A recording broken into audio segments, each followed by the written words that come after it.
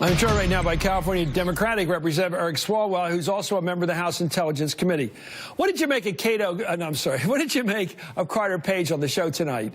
He denied everything, denied the Russians were involved in messing with our election, with meddling, denied any role by Americans, any of the Trump people, absolutely denied any really substance to any of the meetings he had with Kislyak, the ambassador from Russia, denied everything. There's nothing there, he was arguing.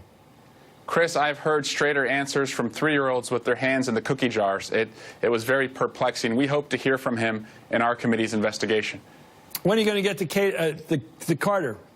Hopefully soon. We have documents that we would like to have him produce.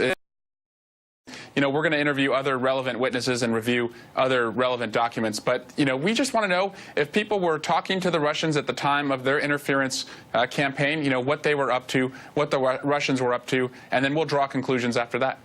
What do you make of him saying he had a meeting with Kislyak and that guy Gordon was there, the former full bird in the military and the naval commander, I think a credible witness, who talked about it. And then they had all these meetings about how we're going to improve Russian relations, we're going to deal with everything, blah, blah, blah.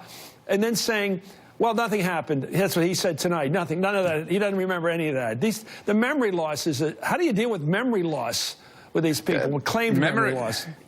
Memory loss seems to be affecting a number of people on the Trump campaign team and who are now serving in the administration. And look, Chris, it is not against the law to have relationships with foreign nationals, but Russia is a different type of foreign country. It's a foreign adversary. It's a country that was attacking us. And so we want to understand what was the nature of these relationships, how deep were the personal, political, and financial ties, and also understand, you know, just exactly what were these U.S. persons associated with the Trump team doing while Russia was attacking us. Give me a scale of 1 to 10. How much you trust Comey when he says something?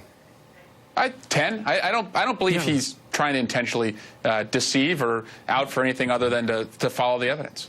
So he'll be a great witness on Thursday for the Senate side.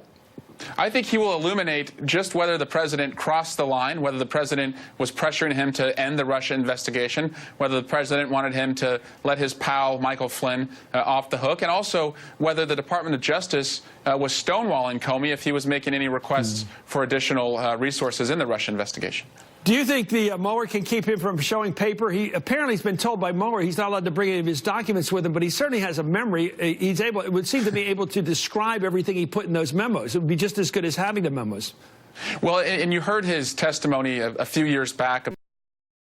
The interaction with the Attorney General at the hospital bed. Moments when you interact with the President, Chris, you never forget them. I've met Presidents Obama, Bush, and Trump, and you hang on to the details when you interact with them in your own mind. And so I don't expect his memory is going to be an issue here.